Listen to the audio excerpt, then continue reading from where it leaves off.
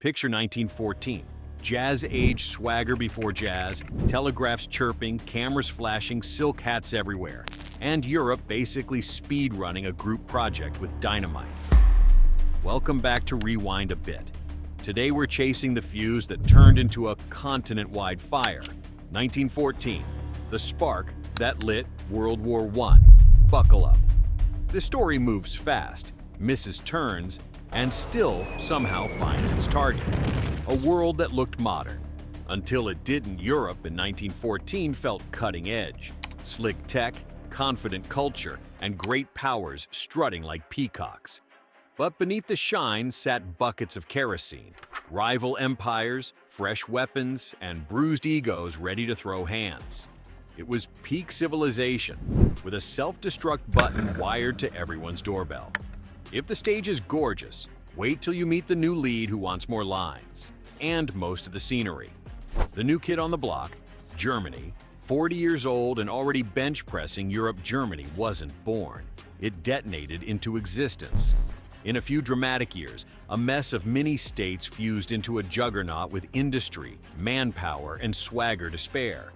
Imagine the EU waking up as one country with one army and a to-do list that says, "Global influence, please." That recalibrated everything, especially for neighbors who used to be the biggest kids on the playground. And while Britain and France had empires that wrapped the planet, Germany's late arrival meant the good colonies were taken, fueling a hungry, restless foreign policy. Great power? Check patience? Not so much. Enter the cast of decision-makers who could juggle chainsaws or drop them. Bismarck versus the Kaiser, the careful architect and the guy who rearranged the load-bearing walls.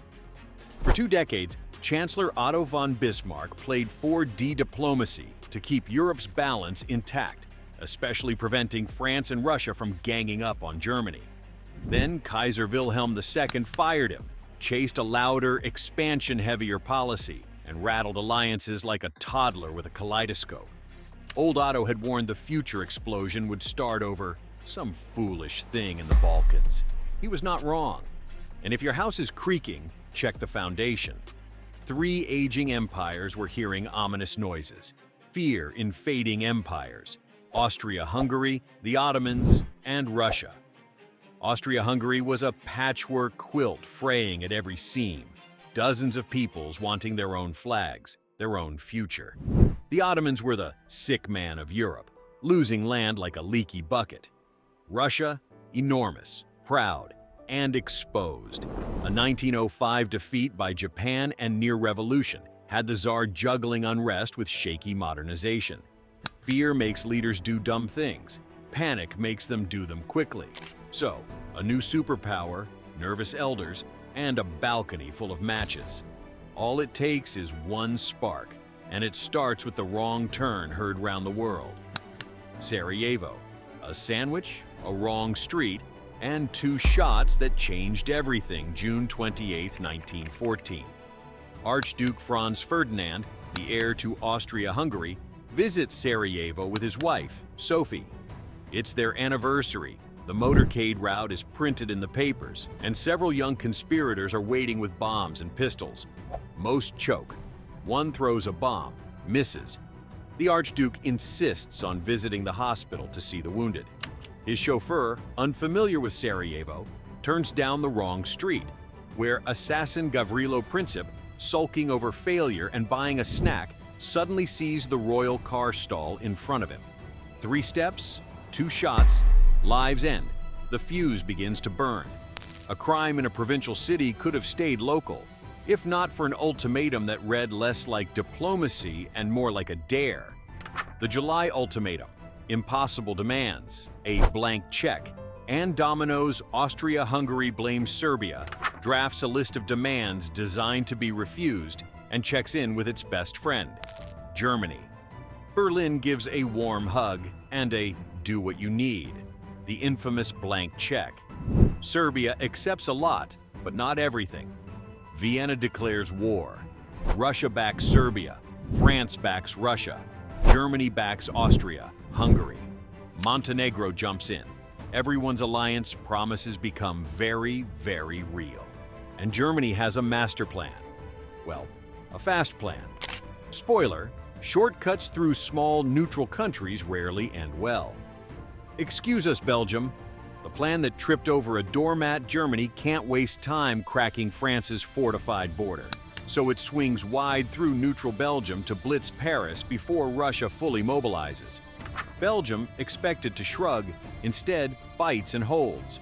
Britain, guardian of Belgian neutrality and allergic to bullies on beaches near Kent, declares war on Germany. The shortcut becomes a slow, bloody march, and the PR disaster of invading a neutral country turbocharges Allied propaganda worldwide. Speaking of PR, what happens in Belgium doesn't stay in Belgium, especially when America reads about it over breakfast. Perception is power. Atrocities, spikes, skulls, and the court of global opinion German troops commit atrocities in Belgium. Whether every lurid headline is accurate or not, the optics are catastrophic. The world sees a villain in Pickelhaubs.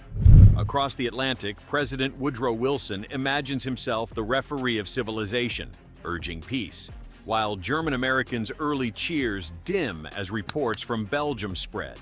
Image matters, and Germany's look like a mustache you twirl before tying innocents to train tracks. Meanwhile, the lightning war hears thunder in the east, and a red-trousered reality check in the west.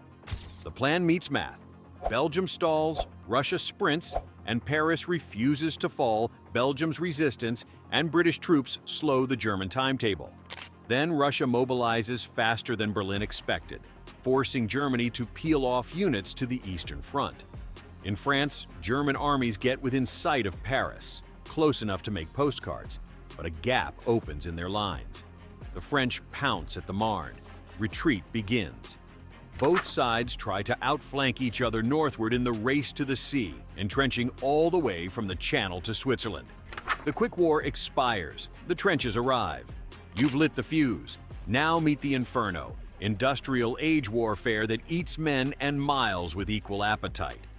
Trenches, where modern firepower killed 19th century tactics, artillery barrages shake mines and mud for days.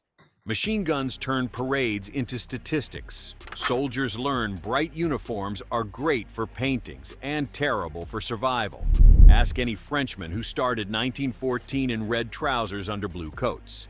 Assaults across no man's land, waterlogged craters, barbed wire, and terror gain meters at the cost of thousands. Life in the line means rats, rot, poison stew puddles, and a smell that history books can't print.